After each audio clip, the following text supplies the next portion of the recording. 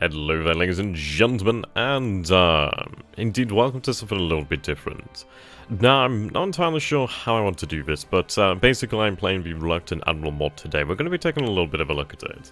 I think I might do as a play by email, but of course I don't yet have an opponent, so I think we'll go through the actual process.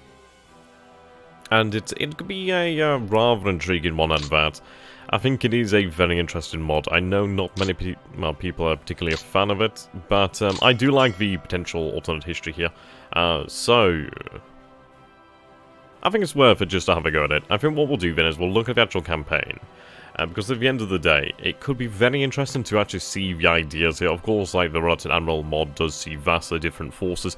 Not so much higher numbers of ships. I believe the Japanese only start with 5 additional ships. Obviously, the ships that are here are different to what you'd find in the, well, in our history. So it's a very interesting exercise. Hello there, Dutchy, and hello there, Patrick. But, I think it'll be quite good. I think we'll see really how the game is set up here. And then it would also be very nice, actually, see if there's any potential inspiration for the future. But of course, I'm going to do the turn as I play by email.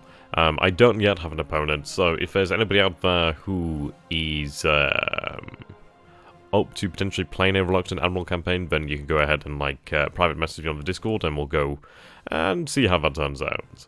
Yes, Reluctant Admiral is a alternate history mod. Indeed. Basically, it represents, like, what's his name? Isokoru Yamamoto, having a much greater influence upon the Japanese Empire in the years, and, well, in the time before the actual war. Yeah, I think it's one of these things. I think people are not massive fans of alternate history to a degree, and I do really like alternate history, but my argument is a case of, well, everything's alternate history as soon as the player actually lays their hands upon the actual game. So I like to see these different scenarios. And, yes. In this one, of course, we do have a rather different order of battle than we normally would do as Japan, obviously, from history. Different, I suppose different doctrines really been favoured here. Will the Japanese naval doctrines not suck? Well, I mean, this naval doctrine sees a much higher emphasis on carriers, as you can imagine. And we actually do have more battleships than we normally would do. Well, we'll have Yamato and Musashi, but we also have Kawachi, and I can't remember the name of the other one, but they're basically known as command cruisers, basically battle cruisers. Ciao there, David, how you doing, my friend? Okay. And for example, we'll take a look actually through the order of battle, and we'll go through it as if we're doing like a normal turn, and yeah, I think it'll be interesting. So we'll take a look at our actual task forces. So if I go here to Air Ops, you can see that we have Kiributai 1, Kiributai 3, Kiributai 2. Hello there, Keith.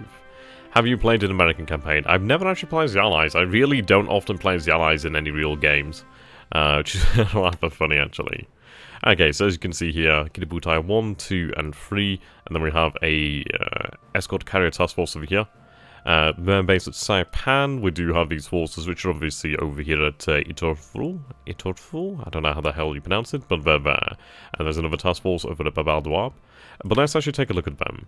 So, it seems like the actual carrier doctrine, from what I've actually read in regards to the actual thoughts and design behind the Reluctant Admiral, is that Japan really adopts a different system. Basically, rather than having the carriers all concentrated in one task force, it's instead decided that they would be spread out, so you'd have like fleet carriers. You'd have like a certain number, I think it's like 2 fleet carriers to every, well, 2 fleet carriers and a light carrier, give or take something of that ratio to each of these forces. The idea being disperse the carriers to a larger degree. And what's the deal on the planes? Yeah, we do have new planes. And we'll go through things. It's going to take a little while. And we'll go through the new stuff. But as you can see over here, Akagi. We do have different classes here as well. These ones remain the same, but I do believe we'll eventually receive different classes of carriers. I think we do have an additional Shokaku potentially. Is this a single player full campaign? If so, does that mean we are going to have 4 videos of Convoy Simulator? You're going to have 10 and you're going to bloody well like it. No, I don't actually have an opponent. So it's one of those things of, this is mostly just just private entertainment, really. My entertainment and the entertainment of you fine people out there. I mean, if I do find an opponent, then it could be potentially made into a series. I think it'd be one of those of where it'd be definitely a second priority series due to the fact that, well, of course, I do have some commitments already, so it's a bit of a difficult one here. But it would be nice I should go through the campaign, really take a look at it, and potentially be inspired by the things we see. Okay. Hello there, James. As you can see over here, that Kidobutai 1 is obviously quite different to what we'd normally see. We do have Hiei and Kirishima. That's normal. Kidobutai 2, we have Shikaku, Zuikaku, Zuiho. Now, let's see. Shikaku class. Yeah, Shikaku class. I suppose one of the big differences here is the fact that the light carriers are actually with Kidobutai. They're actually not down there by the Philippines, which is rather intriguing. XTRG versus Admiral Prawn. Fucking prawns. You know what always gets me is that supposedly the assets from District 9 were supposedly, well, originally supposed to be for a Halo film. That fell through, so that's rather cool. They were then adapted. Hey, I wasn't going to complain. Convoy Simulator is surprising and enjoyable. But I mean, the thing is, it's like, I often think sometimes maybe about starting another campaign with other opponents out there and putting the lessons learned into practice. But of course, the campaign with THG is always going to be a priority. This is just going to be something of a thought exercise for the most part, unless I actually found an opponent who'd be able to commit to it to a degree. Not that I necessarily need one opponent, obviously it's just nicer to have one opponent. And it would be nice to have somebody, another content creator, and to potentially take up the torch, so obviously we'd have both sides recorded. But it's one of these, it'd be a massive time sink. But we'll see, we'll see. Okay, so moving on to the other elements of Kidobutai then. So I believe we have Kidobutai 3 over here, yep, so we have Hiro and Soru. Shoho's here as well. Yep. Soru class. I mean, the fact that we have Shoho here already is actually rather intriguing. Kongo and Haruna, well, accompany that force. We do then have over here at Saipan a escort carrier task force. We have Hosho, Taiyo. As we're not seeing particularly too much in the way of new stuff as of yet. Yeah, prawns do look a lot like elites, don't they? Yeah, seriously, supposedly that is where the stuff came from. Apparently the bloody... what do you call them now? What's the name of it? The props were just modelled differently. Obviously for District 9. Okay. And I'm not 100% sure. I remember being told about whether that's true or not. It's interesting to see that we have... are these actually in Task Force or not in Task Force? Because that's rather intriguing if they're not in Task Force. Let's take a look. Okay, so they're in Task Force then. No, actually, Issei and Hyuga. We actually do have a few assets down here. That's rather intriguing. I do wonder why they're here. That is rather intriguing for them to be based over here at Saipan. Not that I particularly complain, I do find it rather intriguing. And this is what I enjoy. I think this is going to be a very interesting thought exercise. We'll go through it and see really what the differences are mainly. I kind of like the single player, let you try out different tactics and ideas about the consequences against another player. Yep, exactly. What ships are on the slipways? Yeah, this is where a lot of the differences come into play here. Apparently I can't yet see ship availability. Now, that may be due to it being the first turn. Yeah, I think that's right. I mean, technically this is turn 0, so I don't think I can actually see ship availability as of yet, which is rather fun. It's an odd little one, but I can't actually look at it as of yet. Well, I suppose... let's take a look then. Well, we'll take a look at the actual... We'll go through it. Don't worry about that. Okay. So I can't actually see the good reinforcement as of yet. What we'll have to do then is go into the actual database here. So if I take a look at the ship database, look at Japanese ships, I can't sort by arrival or anything. I'll sort by speed. Speed is probably a good way to sort of get an idea of things. Or even potentially, durability perhaps? Yeah, okay. So we can obviously see the battleships over here at the top here. But here we go, we can actually see some of the command cruisers, basically the battle cruisers. So we have Kawachi over here. We have, so Kawachi will arrive in 1942, so she's a rather well-armed ship. So we have 9 36cm guns here. What I like is the amount of torpedoes. I do find that rather intriguing, having torpedoes on board an actual capital ship like this. Not that it's a particularly bad idea. Armed with a 25mm Type 96. So that is Kawachi. Kaga. Already have her, of course. Akagi. Okay, so this would be one of the actual new classes of carriers that we have here. The Shokaku Kai class of carrier. Now, pretty well armed. Very good speed, actually. Nice speed. Armor's pretty decent. Capacity 75. So very nice, very nice. Yeah. We do have, I think the ISO is a different class of light carrier. I think basically these guys are converted from certain light cruisers, perhaps? I'm not entirely certain about one. Obviously, I can't really check without actually having the availability. Well, yeah. Is it ship availability? Yeah, ship availability accessible. Some of the Japanese bases in November, December for Pearl Harbor were part of a deception plan, so they placed heavy ships where they could be observed, etc. to distract from other orbs. Intriguing tactic. But yeah, let's take a look around then. So as you can see here, we do have quite a different force disposition than we normally, well, than we see obviously in IRL. So you can see obviously we do have quite a few submarines down here in the Andaman Sea. Submarines, 2 of them just by Singapore, submine laying. I mean, this is a tactic that we obviously need to explore more ourselves in the actual full campaign. As we've seen about 4 submarines over here. 2 there in the Java Sea. Another 3 over here in the Celebes Sea. Okay. We do have 3... Yeah, 3 submarines over here by New Caledonia. A couple submarines in the actual Fiji Islands. Well, by Fiji and the Samoan Islands. Decent amount here by Pearl Harbor. Very nice amount. Obviously, we see the midget subcarriers over here. 3 submarines by Midway. Submarine out here.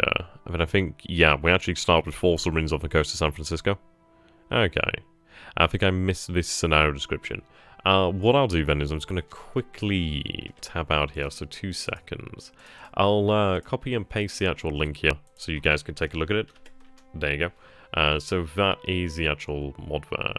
So, let's take a look. The Reluctant Admiral is a Japanese what-if scenario based upon a greater contribution by Admiral Yamamoto Isoroku to the development of the Kaigan in 1936 to 1941. The premise of the mod is that Yamamoto exerted a much greater influence first on the Japanese naval aircraft industry than as Deputy Navy Minister, and finally as Navy Minister itself. Yamamoto chooses at great risk to his life to forego command of the combined fleet and dedicate himself to preparing Japan for a war he didn't want. He adds 2 new submarines for reconstruction to facilitate a different final pre-war expansion of the Kaigan. New and expanded naval shipyards, heavy industry, and armaments are added at a tremendous cost for the Japanese economy, as the Admiral attempts to prepare Japan for a possibly long war. Instead of choosing to do this, Yamamoto then changes the 4th circle building plan, replacing the 3rd and 4th Yamamoto class battleships with improved Shokaku class CVs and a pair of Kawachi class fast battle cruisers, 2 Tone class heavy cruisers, and accelerated light cruiser deployment, and additional destroyers. Quick, reasonable, cheap cannon conversions will move forward, seeing all of the pre-war CV/CVLs deployed by December 7th, or at slightly earlier dates in 1942. Though only a few of these new ships are ready on December 7th, these additions shall make the Kaigan a force to be reckoned with well into 1944. The Japan Air Arm is changed so that everything is staked to the Zero airframe, with specialization of the Zero into a land-based interceptor as well as a CV-based fighter. Research and production expansions is achieved by streamlining the air industry, cutting several models while bringing forward second-generation aircraft, the Judy Jills, etc. By great effort of the IGNAF, deploys nearly all new aircraft December 7th. Okay, so I'm not going to read it all. Mostly because I've probably read too much already. I'm sure you guys are pretty quick readers. You don't need me to do that. But it gives us a rather brief overview. Okay. Isn't San Diego a bigger naval base than San Francisco? Let's take a look over here. So we have size 9 ports. And over here, San Diego, a size 7 port. So technically, San Francisco is the larger port here. But it's a good question. It's good to raise it.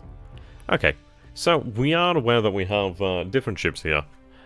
Different classes. We don't have, I don't know, it's not as if we have like 20, 30 new ships or something like that. We have a couple new ships.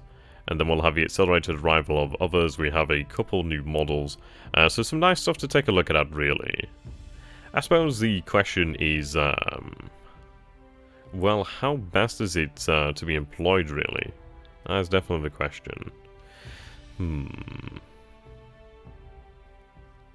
Okay. Yeah, it's going to be interesting. Man, I'd love to watch Toro Toro again. That'd be awesome. Okay. So it does mention about the SLF being redesigned, repurposed, really. Okay. So of course it's like the standard sort of rules for surprise here. Like, for example, these task forces, I believe the one's actually accompanied by this asterisk over here. Basically, in the editor, they're giving, like, special move options in the first turn to represent surprise. So it seems surprise is definitely still on the cards here. It seems like we would be potentially running with a Pearl Harbor attack, as you would imagine. Though, I suppose, a reluctant Admiral player could very well go with sort of more standard tactics and potentially hitting Manila or even potentially hitting Singapore. I mean, the Allies do have different ships as well. It's like you actually see a much greater contribution from the French as well. We also do like see alternate history ships from obviously the US, the British, the French, etc. Some different Dutch ships as well, which is quite nice. It's basically to represent that the, I believe it was... What was it now? The bloody naval treaty. I can't remember the name of the actual naval treaty now. But wasn't completely adhered to, or it was actually modified to some degree. Okay, the Pacific Fleet was based in San Diego prior to moving to Pearl to discourage the Imperial Japanese Navy aggression. Get that guy's number, Dick. I'll report him for safety violations. Yeah, I know, right? Love that. Okay. So we do have different aircraft. They will be coming online as well in the future. So let's take a look then. So R&D Air. So, let's see. So we do have here the A6M40. Well, I didn't actually mean to click that, so... Slightly irritating, but I suppose I'll go with it. I was hoping to show it. We'll go ahead and take a look over here then. Aircraft. Japanese aircraft. Yeah, show's gone here. So we have the A6M4. So this is obviously the new, basically land-based Zero interceptor. Well, Zero model, Zero platform-based interceptor. Obviously for the ground, well, for the army. Really awkwardly explained there. As we can see here that she's very well armed as the Zeros were. She does actually benefit from having armor, which is actually very nice. Very nice to actually see a Zero that is armored. Her speed is actually very impressive. 280 mph cruise speed, 347 maximum. What engine does she actually use here? So she uses the Mitsubishi HA-33. So we do see different engines being used here, which is rather intriguing. Now we still have the A6M2 Zero. She still, of course, uses the Nakajima HA-35. So I suppose the thing is, it's like, obviously to have access to the A6M40, you do very much have to prioritize different engine expansion, which is rather intriguing. Like, for example, let's take a look over here then. So if I take a look at engines, and we'll go by producing. Was it the 33 or the 34? I think it was the 34, wasn't it? Was it the 34 or the 33? I bloody well forgot already. We'll go ahead and take a quick look. Japanese. It was the 33, okay. Go back here. So the 33. So 200 engines a month here. 332s, 435s, 4531s, 2032s. Okay. Yeah, there would be a lot of work that would have to go into this campaign then to actually make it into a full and proper campaign. But I'm not going to be doing too much of that, obviously, as I do not have an opponent right now. This is more so just a full exercise, go for it, and just see what's different, see really how it works out. Okay, and what I'd like to see is actually the state of the SLF. Let's go ahead and take a look at them. So we're going to take a look at the Imperial Japanese Navy. We'll take a look at the actual infantry then. Interesting, the 1st China Assault Division. SLF. Yeah, so we actually do see some Type 2 amphibious armor over here. That's rather intriguing. As I suppose the SLF are definitely reorganized and they look to be much meaner. And these guys actually have these engineers in here, which is quite nice. The 70mm Type 92 BN gun, I'm not entirely sure what BN gun stands for. Battalion gun? I don't know what BN could be. There's a very large unit. Where are they based? So they're based at Tinian. Yeah, so it looks as though they're reorganized into actual larger formations. So that's one of the largest ones. So the 1st China and the 1st Kure Assault Division. Yeah, larger units.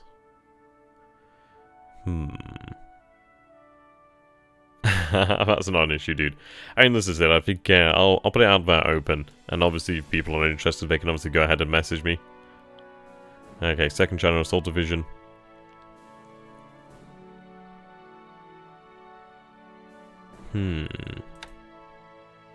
Yeah, so this is something that we're more so used to seeing. We usually see them in the region about 1,000, give or take, infantry. About 900 to 1,000 infantry.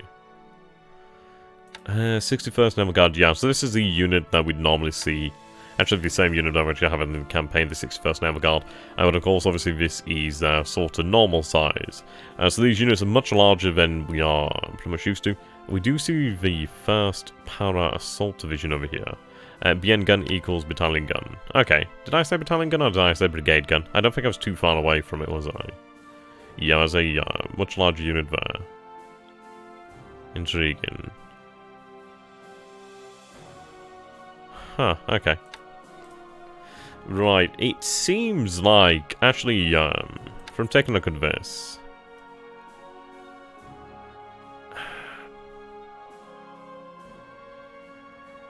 I don't think we have different territory in China. Basically 70mm howitzer, intriguing.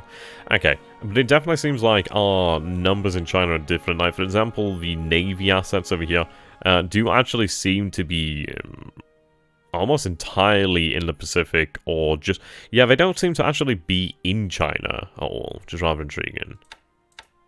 Let's take a look at the army. And we'll take a look at the larger units. Yeah, we'll sort by load cost, and obviously then we see the largest. So obviously we see quite a few of them, obviously, here. Yep, Imperial Guard Division. It seems like the Imperial Japanese Army, the IGA, is actually much the same for the most part. I've not seen too much different here. But I suppose the big thing is the fact that they're actually in China, and the Navy is not so much in China. Okay, sort by low cost, do we have any large units? Let's take a look. So we have the Type 97 medium tank.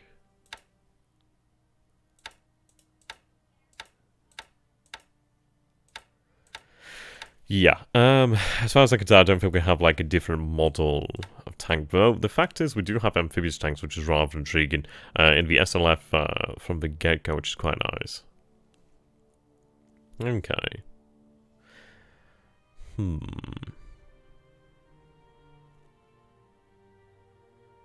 Yeah, it looks like pretty much the standard setup over here in China, like the obviously default start over here in China. So, not too much different there. I suppose it'd be intriguing to see how we do over here, and considering that we don't really have much of a naval involvement in there, well, Navy involvement. Yeah, okay. So over here at Patani, we have... Oh, Patanai. This is it. Is it pronounced Patani or is it pronounced Patani? I've been saying Patani for so long that I honestly don't even know what the difference is now. So, I was going to say Patani. We'll just go with that one.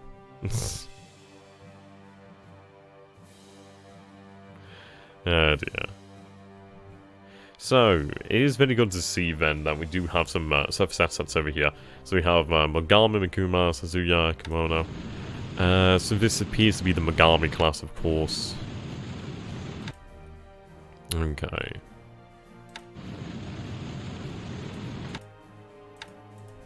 Rightio. So we do start with some information here prior to the commencement of hostilities. Now, let's take a look. So we do have a element of Kidabutai over here. So we have the 3rd Air Fleet, then I suppose you could call it. Or the 3rd Air Fleet, or whatever you want to know it as. But I suppose it's Kidabutai, so it would be the 3rd Air Fleet. So we have here Hiro, Soru, Shoho, Kongo, and Haruna. So speed is pretty good here. I mean, it's a shame about the light carriers being slower.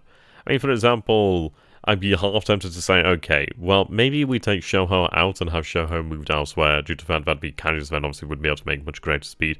I mean, Kongo and Haruna do slow the task force down as well. But I mean, if you ditched Shoho, the battleship should be able to make 34 knots, which is quite impressive. But this is still a nice force. I mean, let's take a look at what we actually have here. And it's interesting to see that we have Vice Admiral Nagumo. Let's take a look at the aircraft on board then. Okay, so the A6720, B502K, D3A1 Val, and obviously, yeah, so standard aircraft here for the most part. Okay, so they are targeted towards Manila, which is rather intriguing. It is rather intriguing actually see that their mission is over Manila. Now Manila's 21 hexes away from their current position, so it would seems to indicate that the scenario set up with the actual Japanese heading out over this way. I don't believe anybody has any destination set now, so we couldn't just let the scenario roll and just see how it happens. But, okay. So it's definitely targeting Manila. Also, another change that we have here is the actual map itself. This is the extended map. So there are changes, like, yeah, for example here, like there's a stacking limit over here, but basically stacking limits for the most part everywhere, according to the different terrain. So, like, you can see over here that we have 80,000, stacking limit 40,000 over here, this awful terrain. You can see over here on clear terrain, 90,000, 135,000, which is rather intriguing. And I would actually, I don't know, it's one of these things. I kind of regret that we didn't use it in the actual full-blown campaign.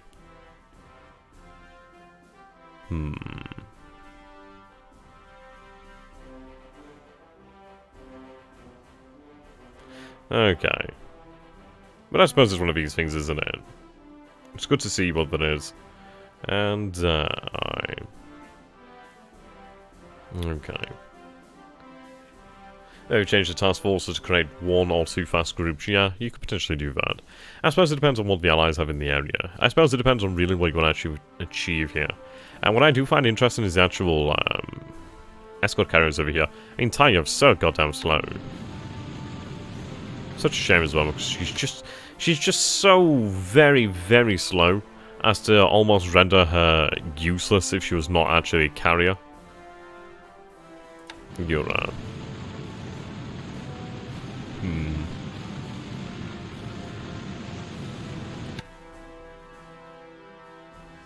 Hello there, Honoris, how you doing, my friend? Yeah, well, this is it, isn't it? You've got to really decide. So you have Rear Admiral Takagi. So it definitely looks as if this force is obviously geared towards Guam, as you can imagine. We do have 2 of them. Actually, quite a large one here at 22 ships. Woodsy. What's up, Judy? How you doing? Okay, so the South Seas Force. Doesn't appear that they're actually loaded with anything. Okay, no they're not. As we have the Wake Invasion over here, which is rather intriguing. Nice setup actually, so we are seeing 2 AMCs actually, so the armed merchant ships. They're actually tasked with carrying the 1st Maizuru. Is that the 1st Maizuru Assault Division? Yep, it would be. Okay. Yeah, they're set up for Wake immediately. Not a bad force there. Okay. Targeted to Guam. Yeah. Interesting to see that they have a tanker moving alongside them as well as aircraft tender. I don't think they're actually loaded with troops, are they? It seems not. Okay. So it seems like forces are already on their way towards Wake. But obviously we'd have to take a look at the forces here and actually have them loaded up to invade Guam. Okay. That's a nice large element there. I mean, these new assault divisions are really, really intriguing.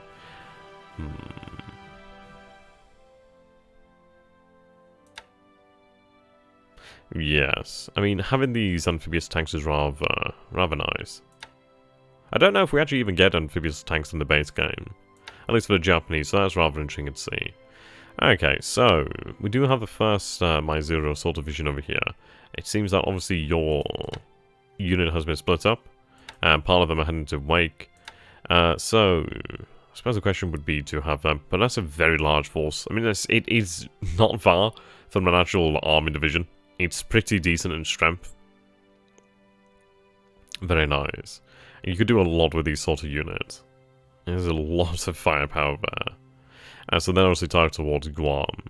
So we'll actually have this second force then load them up, it would seem. So load troops, load the... yeah, Zanzibar. Okay, load troops only. Seems they can't entirely carry them, which is intriguing. Combined fleet headquarters over here. And we also do see a port unit here. Naval pioneers, intriguing. Okay, verified loads. Also could do additional load here, but I'm not going to do that, so just accept the load. Okay, obviously already targeted to Guam.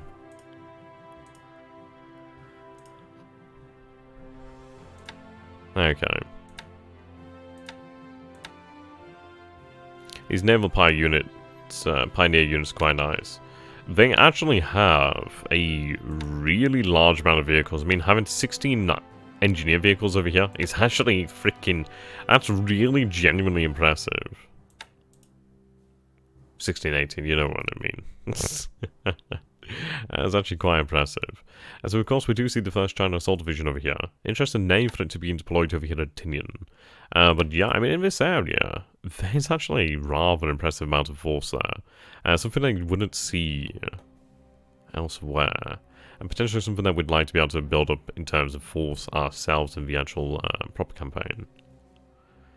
Okay. Truck. Yeah, truck doesn't see as much attention. Nor the same deployments. Now, normally we'd actually see armor and artillery deployed over here, but we do not have that. Within Truck's Harbor, Kitagamis over here. Yeah, super nice.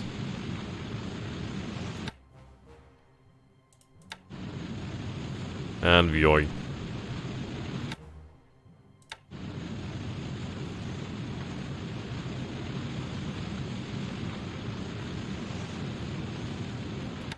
I'm gonna tick. That doesn't look to be the same Kitakami that we'd see in our timeline. Yeah, I think she's actually armed with less torpedoes. Intriguing. Can you rename units, task forces, squadrons? You can rename, like, task forces, but you can't really rename actual individual units.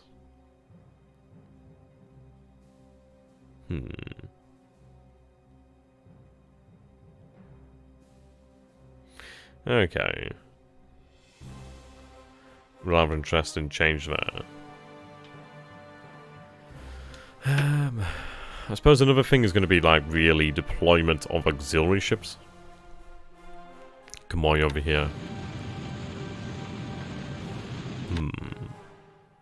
Hello there, Iconoclast. Yeah, everything's pretty good. Just taking a look at a different scenario here. A different mod, really. Well, an actual mod. Just to take a look at the differences. Okay. So what actual task forces do we have here? So at Truck we have 2 amphibious invasions. Ah, okay, that's interesting. Where are they targeted?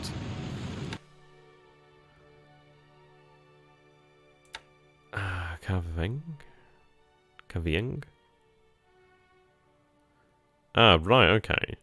Yeah, so that's an interesting start then. So it seems rather than a invasion of New Guinea, it seems that in this timeline the Japanese obviously geared toward invading over here. Are they going to be hitting Rabaul? I doubt they'd hit Rabaul. Shortland's invasion.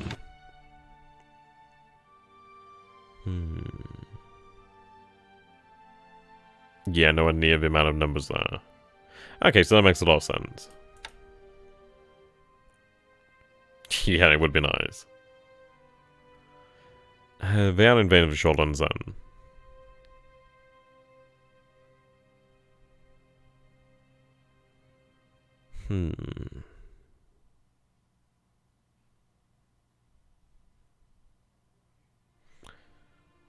Does make you wonder somewhat. Okay, where's your actual destination of the task force itself? If it actually has one. Well, it's named the Shortlands Invasion, and there's only one Shortlands I know of.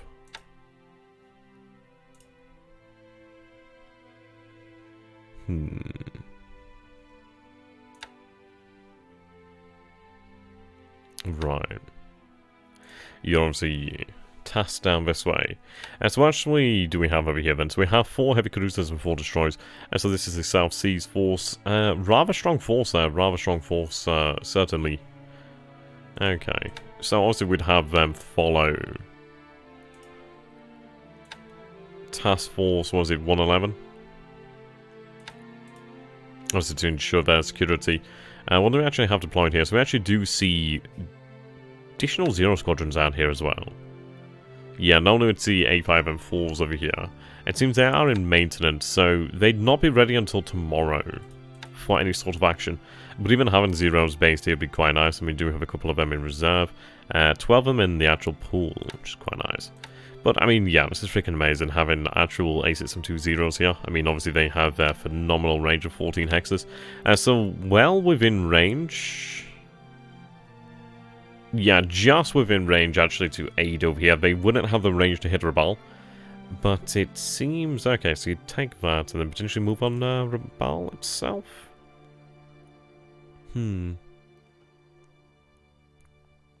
Okay. Similar forces as we'd normally see at KYJ, it seems like there's less. 6th Fleet Headquarters, 24th Air Flotilla, the Naval Garrison, well, the Naval Fortress as per usual, Base Force over there, an Engineer, 61st Naval Guard, 52nd Naval Guard, Engineers over here, okay. Do we have a traditional Macan invasion? Yeah, Macan invasion.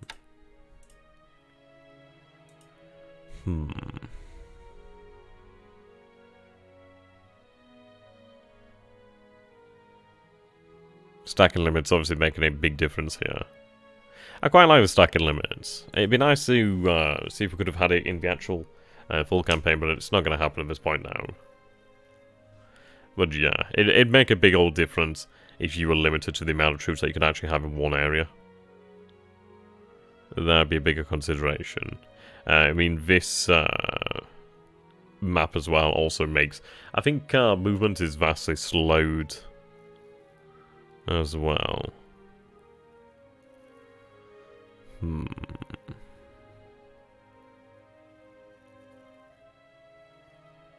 Okay. So what do you guys think, Ben? What do you think so far?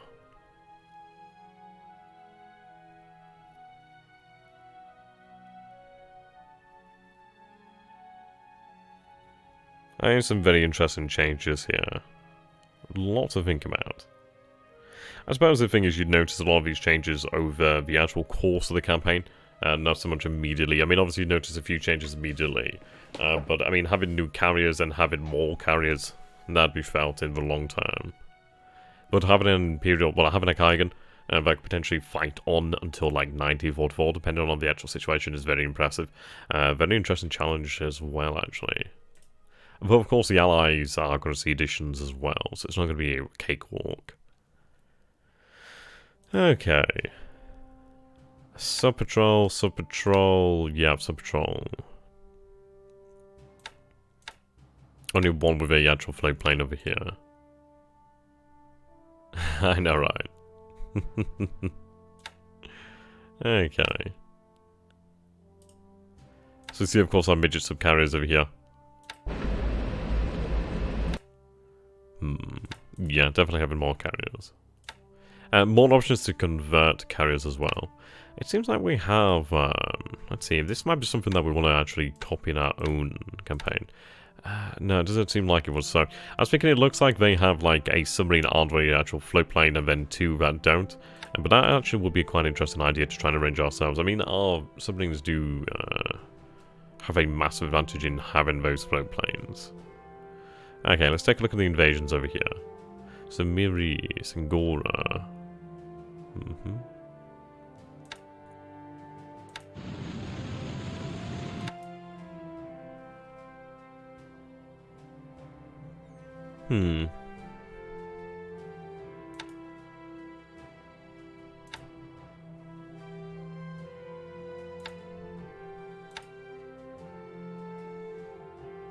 I actually do not even know where that destination is.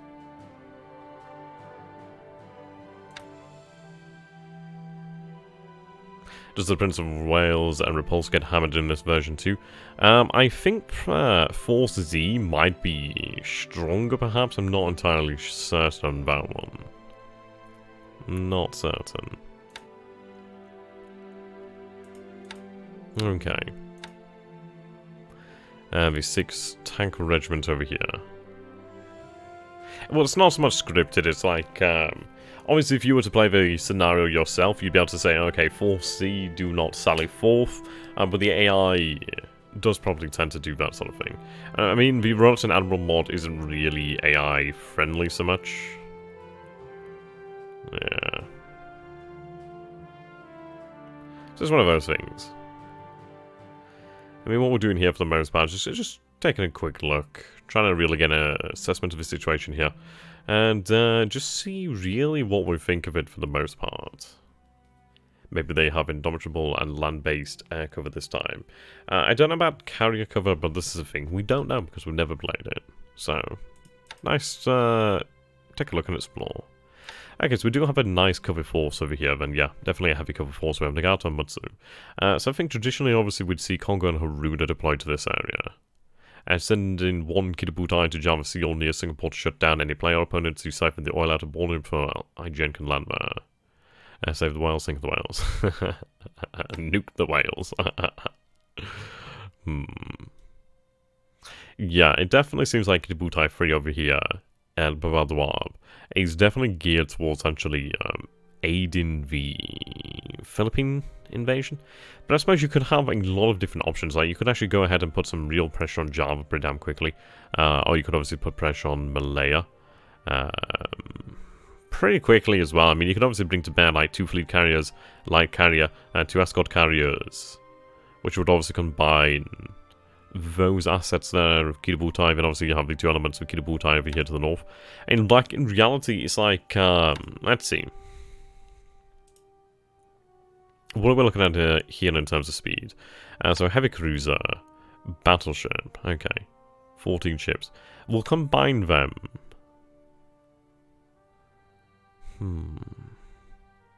That's a really nice AA armament. Yes.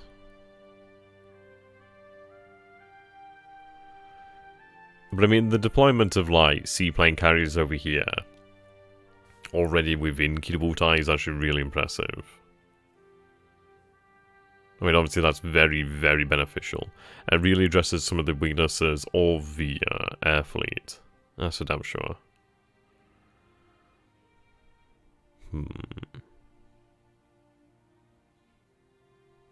Okay.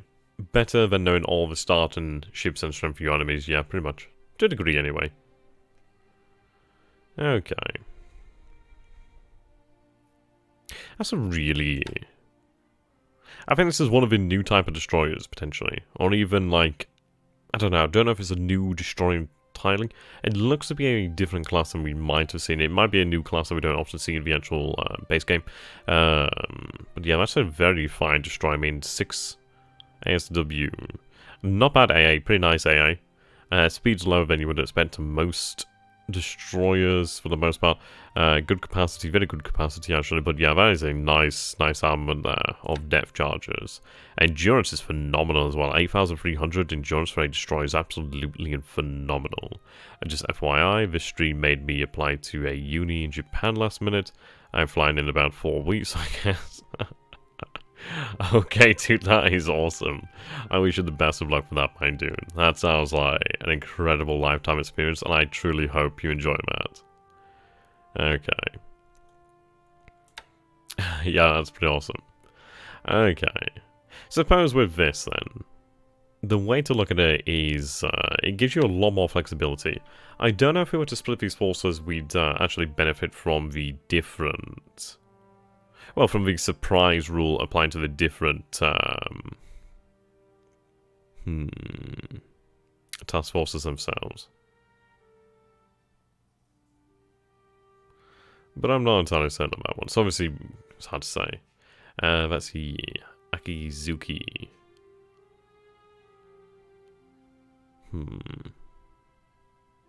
Wait, is that the class that's within the base game? Obviously within history or what? Okay. Are you heading to Singapore next Friday? Dude, I'm so jealous. Really awesome for you guys. But yeah, if we take a look at this then, so in terms of carrier aircraft, obviously we see the traditional models. If we take out float planes, it looks as though we have... So 183 total, but 174 ready. Some reserves over here, so 174 ready is obviously what we have. So 170... 198 over here. Okay, Kargi, Karga, Ryujo. Interesting. So they actually are set to port attacks. You're set to hit Pearl Harbor. How about over here? Can we actually see where they're targeted to? Pearl Harbor as well. Okay. Should be in the base game. I'd imagine so. Right. So it looks as though it does definitely intend for both elements of Kidobutai Tai to actually go out here and hit Hawaii.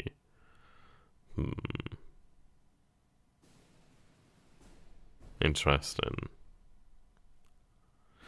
Yeah, but I suppose by having two separate task forces that both of them may indeed benefit from the surprise rule, aka the times 20 movement. Yeah, the B5 and 2K to the torpedo bombers. Yeah, it looks as though you could actually take advantage of having those as separate forces. And you could even move around forces, I guess. Like, for example, you could move around the battleships, or you could move around the cruisers, that sort of thing, or even move around a carrier if you wanted to. It would be rather intriguing. I'd be actually somewhat... I don't know. I suppose the question comes down to, would you actually launch an attack on Hawaii with a weakened carrier force? I mean, this is it. Obviously, if you were to send out one element of the Kidobutai out here, they'd actually be in something of a danger from the actual American carriers here. Like, there's, what, 2 or 3 in the area? So, having just 2 fleet carriers and a light carrier, they may be in danger. It's one of these things, it's like... you don't really want to go toe-to-toe with the actual American carriers on equal numbers. Obviously, you always want to have additional numbers.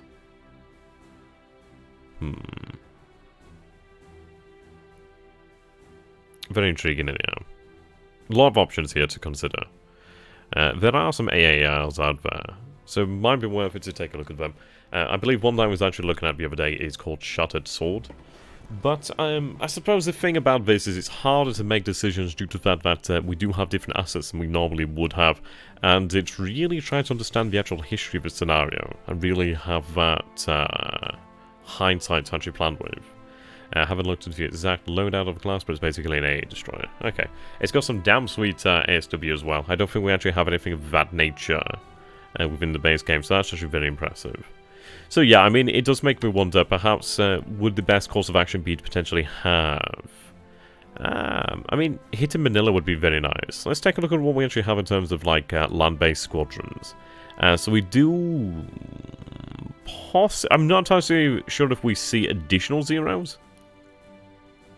We're definitely seeing additional G4M1s, I do believe. I think, anyway. Hard to be certain on that one without having the actual... It's been that long since we obviously played our first turn. It's hard to remember the exact details that we would see. Okay, K27... Bees.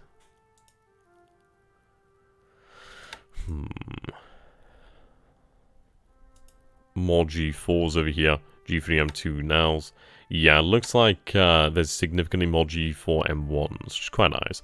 Ah, that's nice. We actually see some Ki-44-1A Tojos over here. Do we actually have the early introduction of a Tojo? That's quite nice, but actually having some Tojos over here in greater numbers is very nice. Yeah, that's pretty sweet. Cool. And obviously the aircraft is basically an upgunned Ki-43-1C. Obviously not as maneuverable, but definitely upgunned. Tough little badger as well.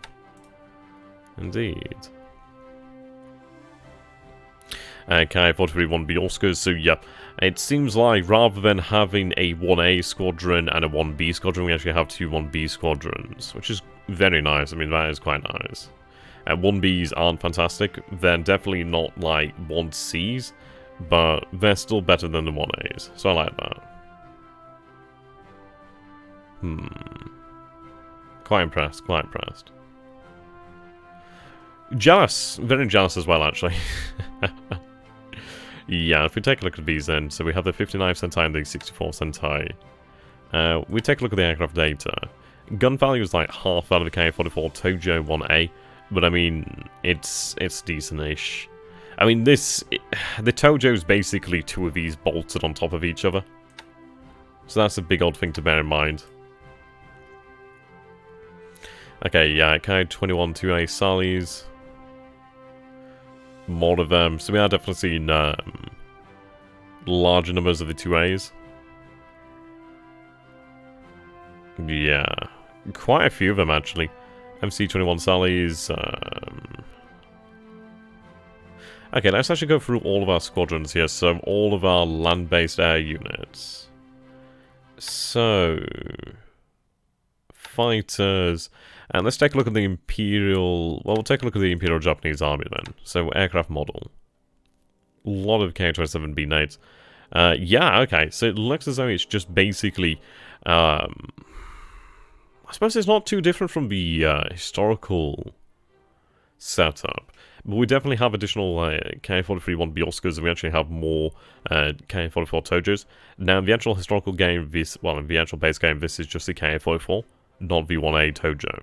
So I don't know if that's actually a superior model of Tojo, and I don't even know if it's something that we actually produce. I don't know if we actually produce Tojos right now. That's a hard one to answer. Okay. We'll go ahead and take a look then. So let's take a look at our actual aircraft production of what we actually make right now. So air, producing. Oh shit, wow, okay. So A-System 2 production is much, much higher off the bat. Like, we're not even up to this point of production yet. What, 21 days into the actual campaign? Granted, 21 days isn't very much, but yeah, you can see here, having a nice start with 100 A-System 2 zeros a month is actually really phenomenal. 50 G4N1s, 35 G3A1 vowels, 35 B5N2 Kates. 32 Ki-43-1C Oscars. Okay. Yeah, much higher numbers. Wow. Now that's nice. So we actually begin the game with access to the H8K1. That is super, super cool. Yeah, these bad boys are, like, incredibly good. Yeah, so they're very nice to have. Okay, let's go ahead and just sort them by type so I can actually see them all together. Yeah, so that's some pretty nice production there, having 3 separate facilities producing the Ki-43-1C. Yes, produce the H6K4 and the H8K1. Very nice production there.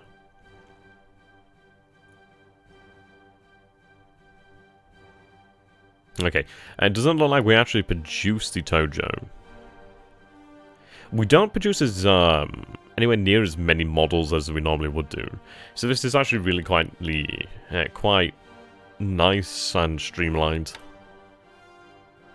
Okay, that's cool. I like that.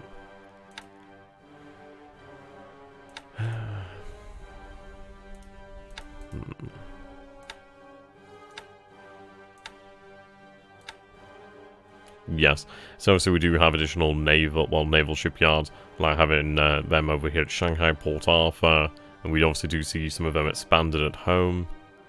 Wait, 475. Ooh, that's a lot. Okay. And obviously you do pay for that in reduced amounts of resources. So 3.1 million tons of oil here. Doesn't list fuel.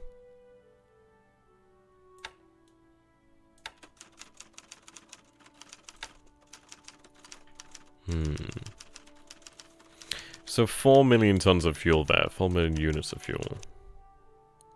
I suppose obviously you'd go through that a lot sooner.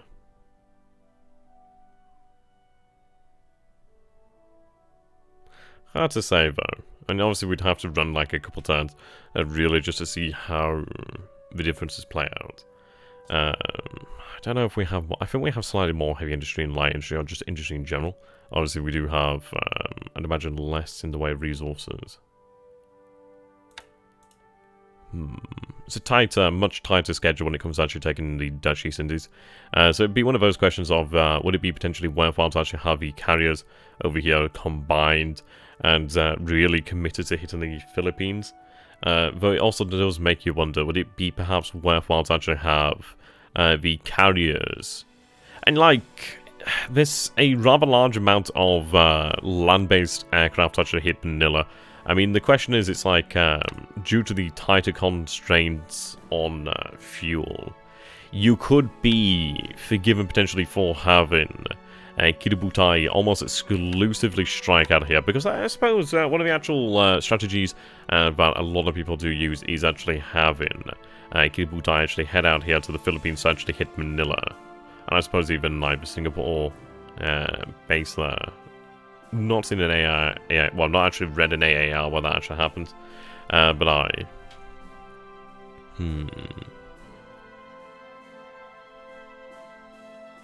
This force over here does actually benefit from additional movement. No, it doesn't. Okay, so that one would obviously be far more restricted in the terms of maneuverability there.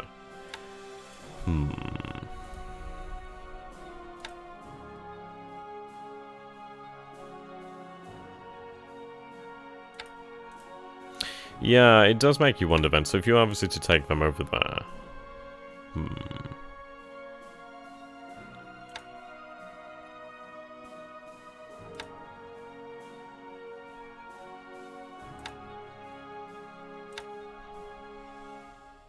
Okay. So do have some H6K4s over there. Let's go ahead and continue to take a look at aircraft. No fighter bombers, no night fighters. Dive bombers, no. Level bombers. So we do have 1C Sallies, but we also have far more in the way of 2A Sallies. Many, many more. But very nice numbers there. A great amount of K481Bs as well. Very nice. Attack bomber. Reconnaissance aircraft. Okay. Yeah, some nice numbers of K46s. Transports. Interestingly enough, I don't see any L3Y2s. But it looks as though we do have vastly more numbers here. MC-21s. It's basically a transport variant of the K... well, the Sally.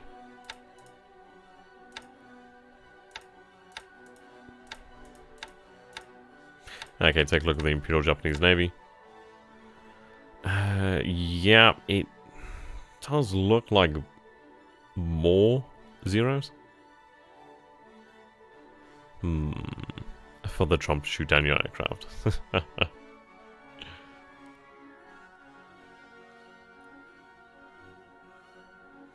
mean, having some over here at truck is something that we don't normally have, so that's definitely something additional.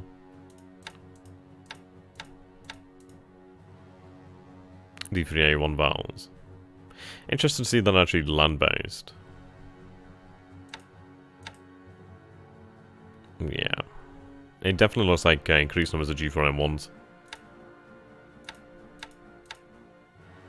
C5 M2 Babs. Ah, so the L3Y2 Tinas are assigned to the Navy. Yeah, and as you can see, they're larger numbers. Does the Japanese have long-range bombers? Yeah, we have the G4M1s. They have 21 hexas of range. The Sallies are fairly long-ranged.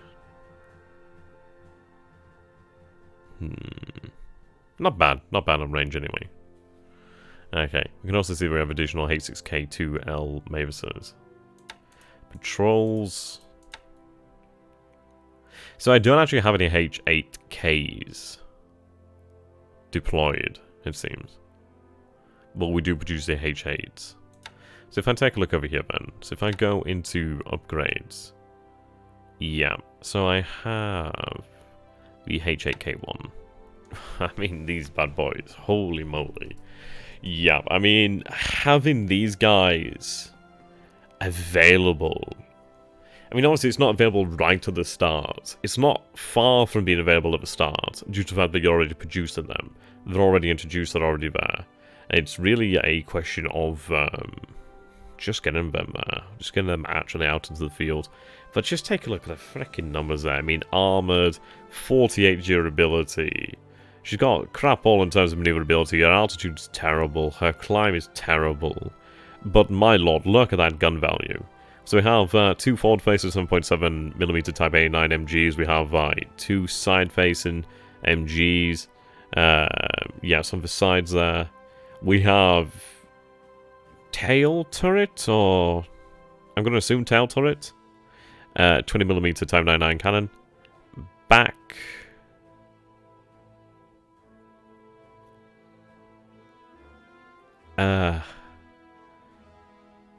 Bike ride, yeah, so we have a 7.7mm Type 89 MG bike ride, and then a rear 20mm Type 99 cannon.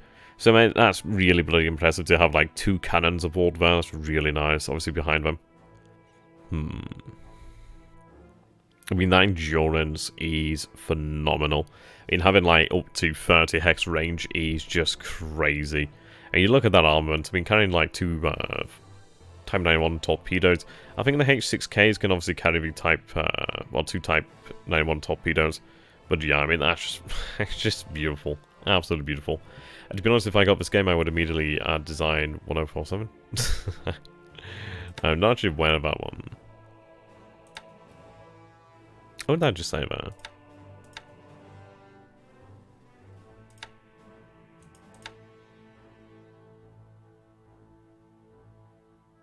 Wow.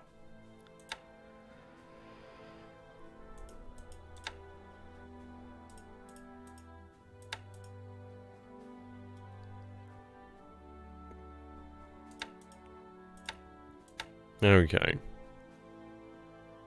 Good numbers there.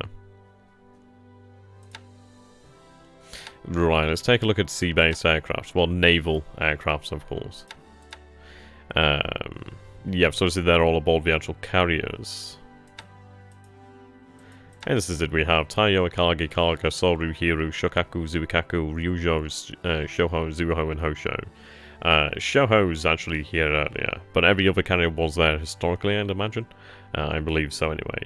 So, to actually have 6 fleet carriers, then 3 light carriers, and then the 2 escort carriers, that's really impressive. You could really, if you assembled that into a combined Kiributai, I mean, that's a lot of numbers, man. That's a whole heap of numbers. Something that the Allies wouldn't be particularly interested in, I'd imagine. It was a planned Dutch battle cruiser designed to challenge the Japanese heavy cruisers. That's kind of cool. I like that. Yeah, the Japs really do ooze range. Though that range advantage does decrease over time. As obviously the Japanese doctrine just changed to a degree. And the thing is, it's like, it's nice having that additional range, but when you're being shot down, and it doesn't actually matter if you outrange the enemy, or you're more maneuverable than the enemy, if you just can't take the enemy down and then just keep going back, yeah, you need to change your actual doctrine. Okay.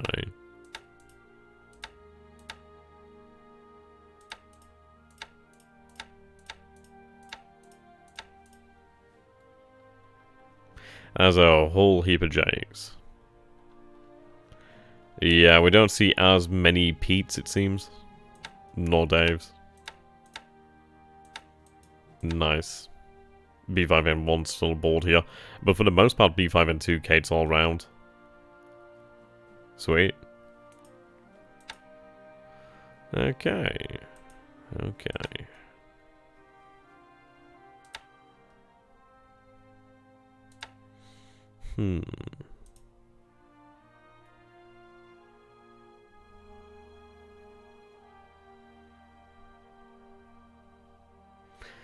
Right. Yeah, that range wasn't free, definitely. It had to come at a cost, and obviously that is the cost of armor.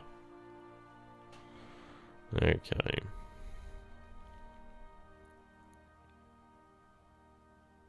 I suppose it'd be an interesting way to start the scenario out.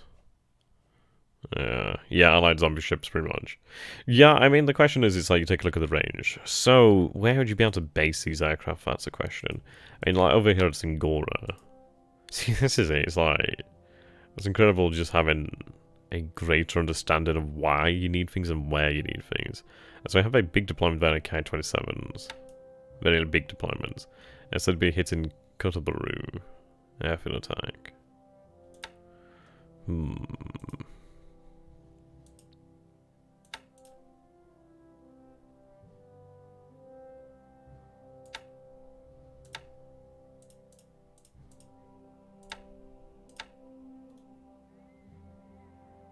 Right, airfield attack there. Cool to see. Okay.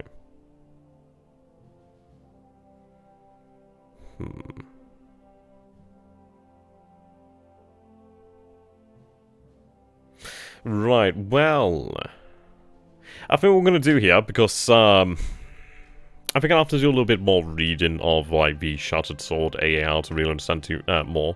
But what we're going to do for fun, for shits and giggles, I think I won't be able to do it for shits and giggles. Okay, what we'll do then, we'll go back.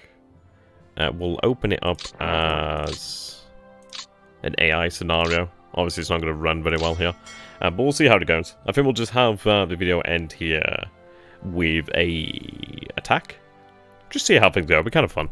Something like that. We'll set up like a theorized attack at when the bloody hell shall we attack?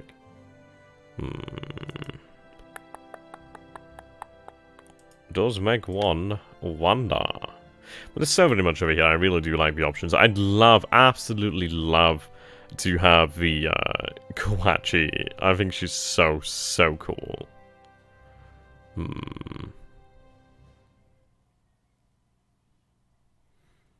Right.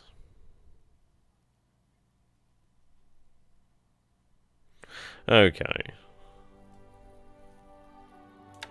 I think we'll set up for an attack on, how to say, how do we want to attack? And you could definitely hit Manila. Hitting Manila would be much easier. I mean, this is where the vast majority of submarines are. I mean, the thing is, the smart moves to hit Manila to really aid with the campaign, but fuck it. We'll set up a alternate history attack at Pearl Harbor, because why the hell not? Just might as well, I suppose. What the hell's that? The Coast Artillery Regiment. That's a bit larger. Nice. Okay.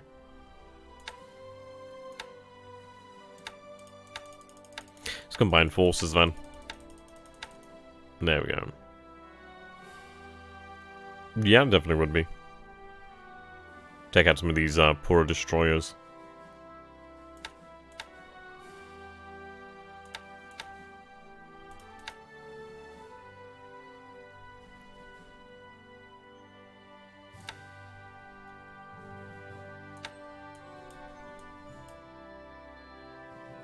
Bang.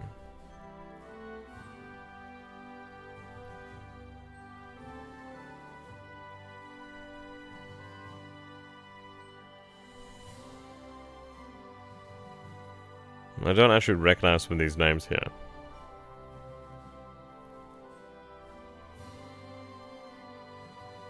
Another RBA in command.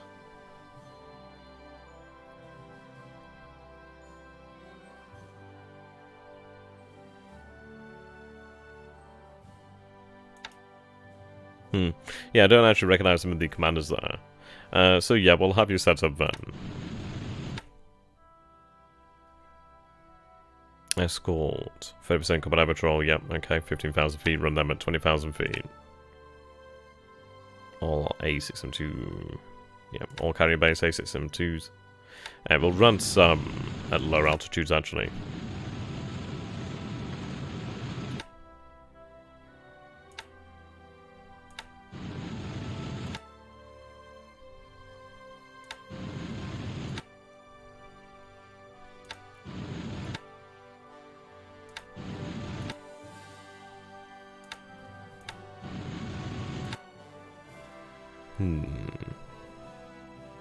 But yeah, you can imagine this would be really, really nice. I mean, the fact having Shioda over here would be super good. Just actually having a really nice, well-rounded Kidobutai. Obviously, we don't have all the fleet carriers here, but we do have still 6 carriers. Obviously, not as many planes, but also we do have the benefit of having a seaplane carrier. And these seaplane carriers are freaking awesome. I mean, this having 2 squadrons of E-13A1 Jakes is really nice. Definitely nice. So you're running naval search. I suppose what we could do is then have 1 squadron run naval search, and then have like 1 squadron run bloody reconnaissance over Pearl Harbor. Yeah, you got fake ships. Why not fake admirals? Touche. Obviously, it's currently out of range, but we'll have it signed anyway.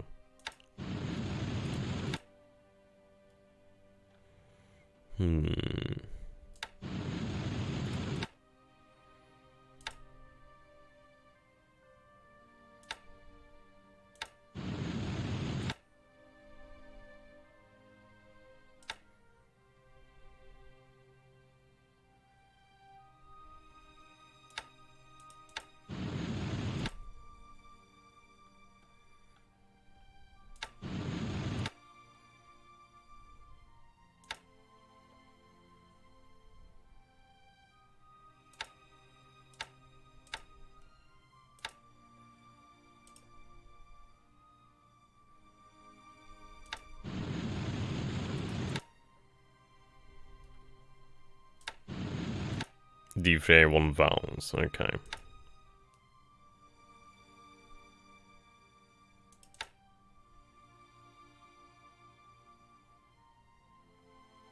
That's a longer range D3A1 vowel.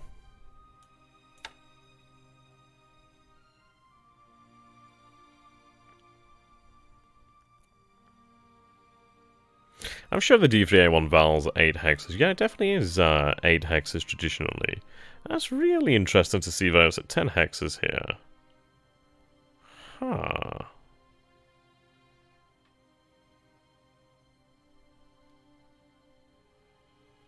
Very, very interesting. I wonder if it's a different engine. Not super sure about one, that's for sure. Nice amount of planet there. Okay. Yeah, okay. It's really, really interesting.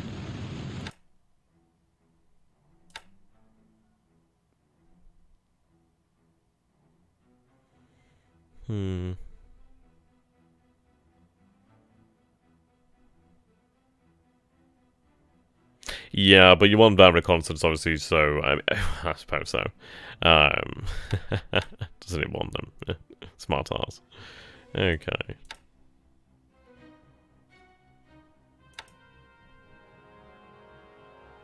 Yeah, port attack.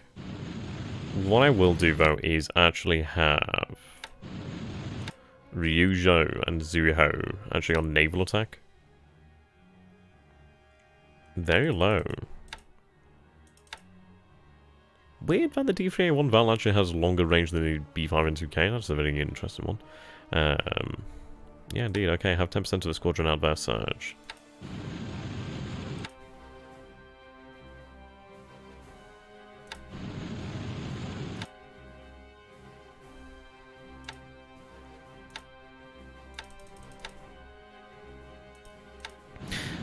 Not gonna throw all the bombers there. Be nice to have some of them around.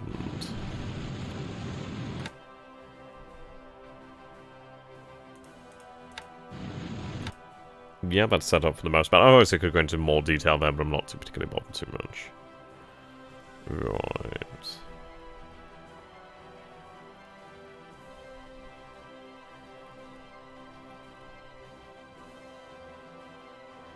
Yeah, so then all set to hit Kibutai. Sorry, all set to hit Pearl Harbor. Indeed. Okay. Yeah, they want to train it. If I remember correctly, I think one is somewhere like near Midway. I think another one's like somewhere near Johnston or something like that. I can't remember exactly. Remember. God, my English is actually terrible at times. Okay.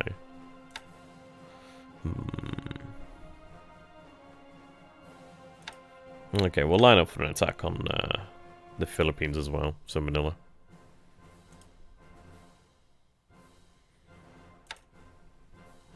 Wouldn't obviously have to get that close, but...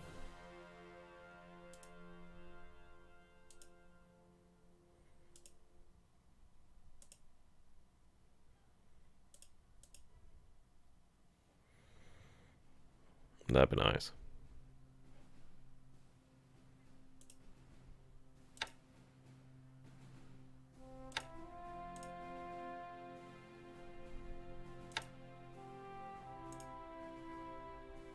There we go.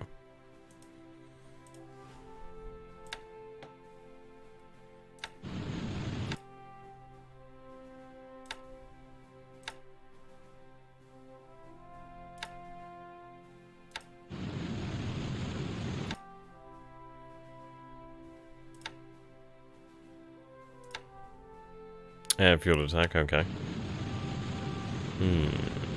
Yeah, I know, right?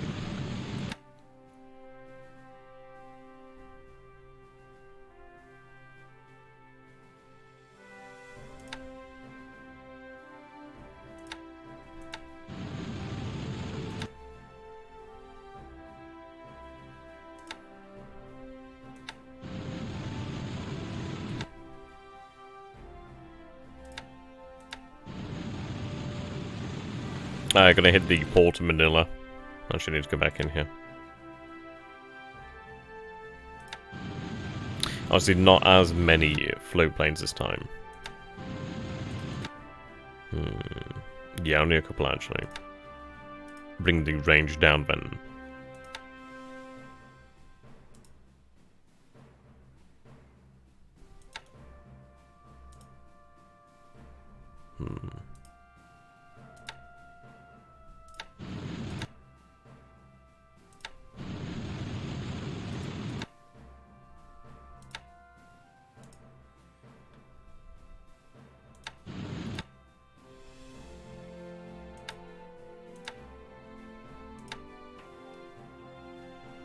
Yeah, a lot of submarines at Manila. Okay, really rough setup there.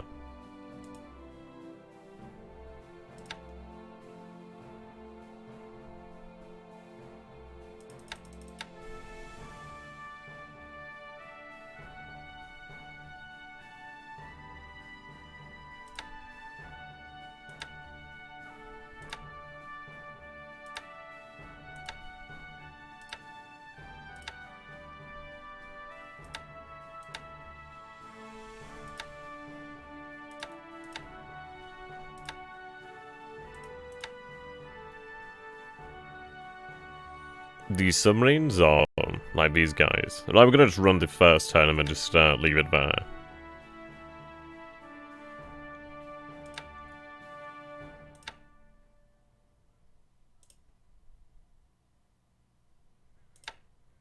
Right, port attack using bombs, of course.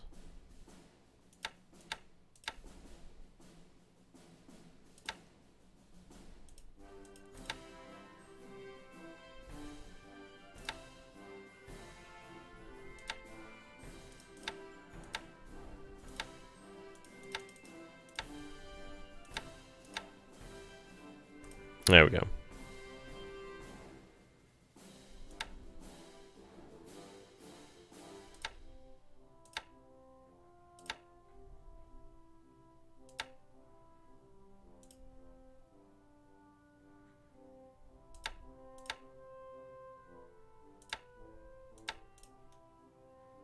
Also, we could throw more at that.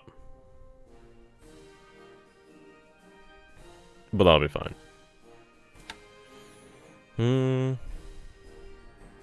Yeah. Yeah. Okay, we'll roll with that. Obviously, this is just a little bit of fun. Just round off the actual video. Just see what happens here. Also, we don't have to give orders to everything else. A lot of things won't have orders here. But we'll just see how things go.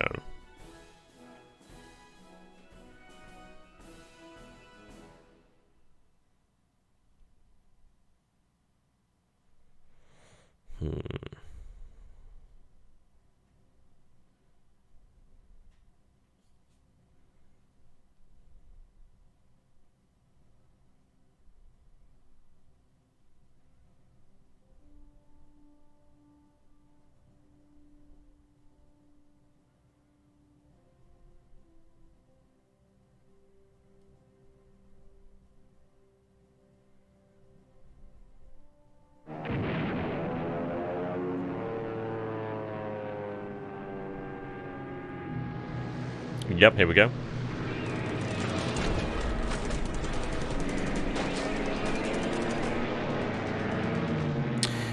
So we've seen P-36 Mohawk there, P-40B Warhawk, 102 B-5N2K to 102 D3A1 Vals. Some pretty nice numbers there, actually. Yeah, 98 zeros.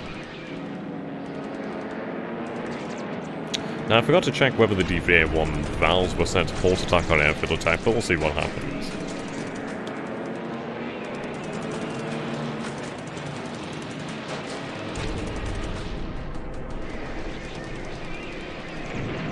Yeah, submarines are absolutely high priority.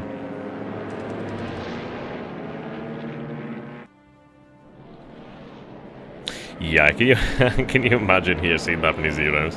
And to speed things up there.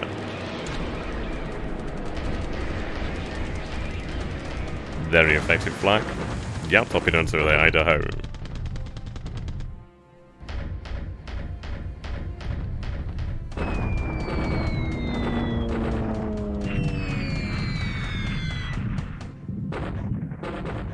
Love those 800-kilogram bombs.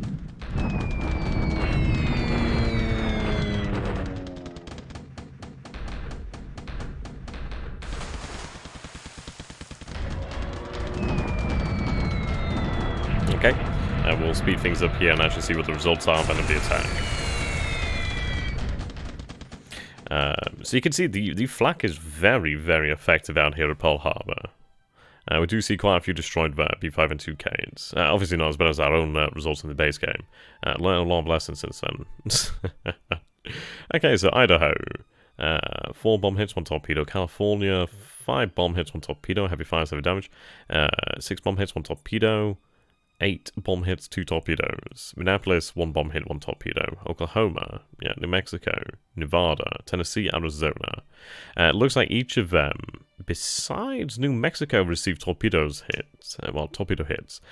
Not massive damage there, actually. Do a number on the actual port, inflict some nice damage here. But not massively large numbers of casualties here.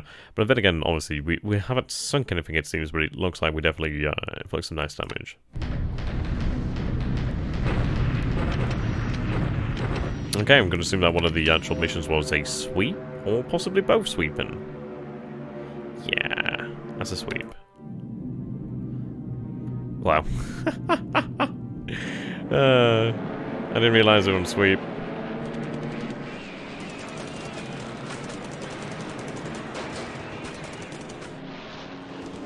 Okay.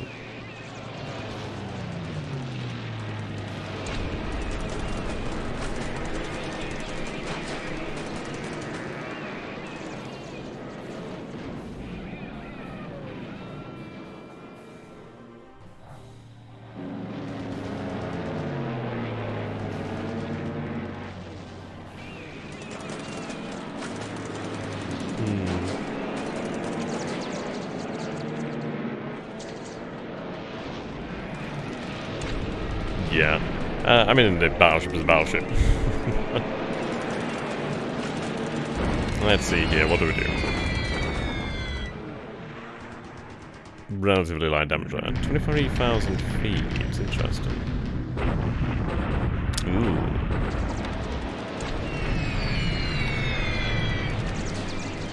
Oh, wow. Okay. Yeah, see, that's the issue of unescorted. Ah, looks like Force Z is out here.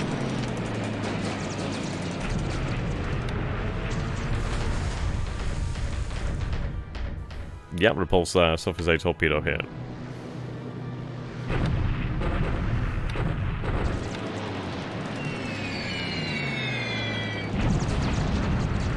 Okay, let's see how they do.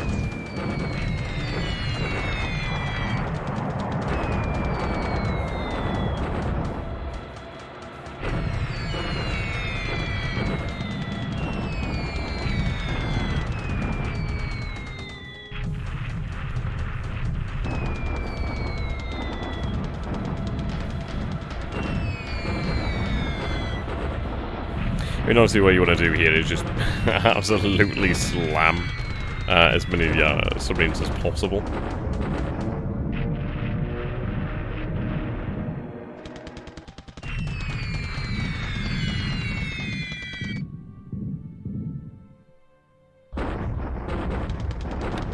Let's see how we do here then.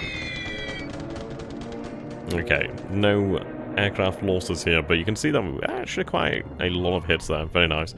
Yeah, this is very good actually. So, seems like most of these ships here are hit only once, but that's really all you need. Spearfish here is sunk. 7 is hit, Sea Raven's hit, Sculpin's hit, S-38. Yeah, not the best, but quite a few hits there. Hit a tank, which is nice. Not massive amounts of damage, but hitting these submarines over here. I mean, if they're hit by the 800 kilogram bombs, they're not exactly going to be going anywhere time soon. Well, going anywhere anytime soon. Wow, that's a big old difference in numbers.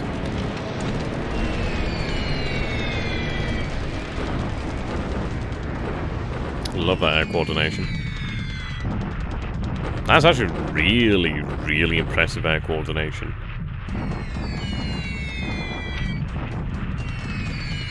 Nah, we could achieve much better than that, obviously, if we went into greater detail. Not bad, though, not bad.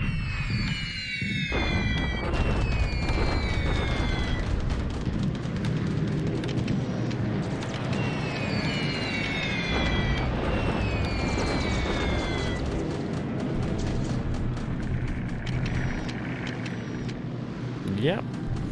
Okay, so that's what we're going to leave off for today. It's been a rather intriguing thought exercise, if anything. I'm not going to lie, I was kind of bored, so nice to get doing something. Right, okay, do we see another attack here on 4C? We'll watch this one and then I think we'll close the game here. Yeah, Prince of Wales. Does Manila have the capacity to repair them? She has some pretty good capacity. And the thing is, these submarines aren't exactly very large, are they?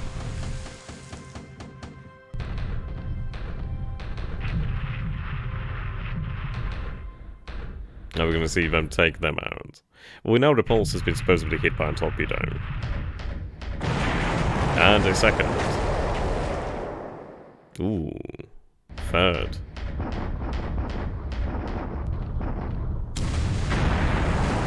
Nicely done. Very nicely done. Only one there on the Prince of Wales, but that's all you really need. Yeah, 2 hits on Repulse. Very nice. Oh, another raid here. Okay. Oh, this would be the naval attack. Okay. I wonder what we find here. Just the ward? Yeah, this would seem to be the ships outside. Yeah, she got lucky there. Otherwise, those torpedoes would have really well hurt.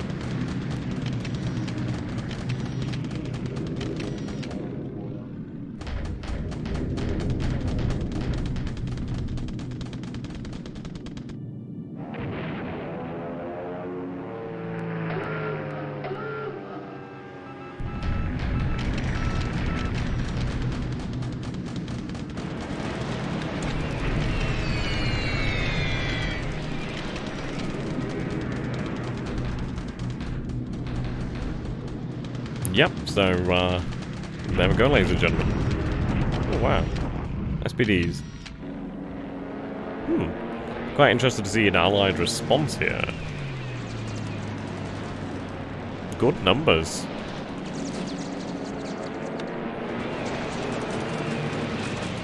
Very good numbers. Yeah, they don't make it through. And the Allies are pretty thoroughly mauled there. And no Japanese losses as well, pretty nice. At least none that we can see.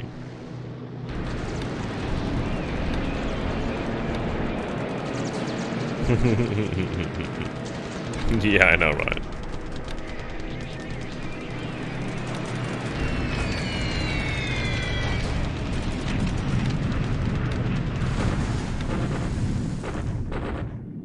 Repulsor lives. Another follow-up over here, potentially.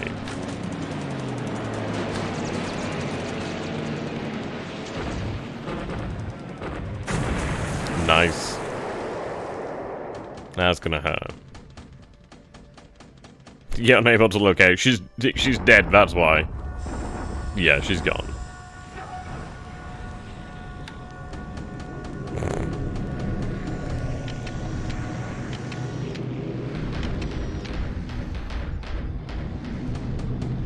Nicely done. It's not an easy task to actually hit a destroyer.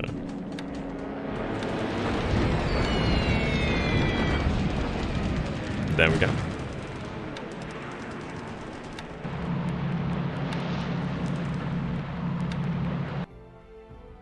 Right, so it has been rather intriguing anyway.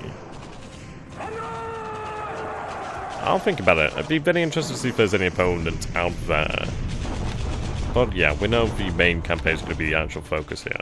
But it's been interesting to actually take a look at this scenario, take a look at the setup, take a look at the alternate options here. I think perhaps in the future, if I do have the time, then I'll actually go through this and try and set this up as like a proper campaign. But yeah, until next time, thank you very much, ladies and gentlemen, for watching. I do hope you've enjoyed this little bit of a tangent. Obviously, this is not our normal programming, so indeed, until next time, thank you and goodbye, my friends. See you again in the future.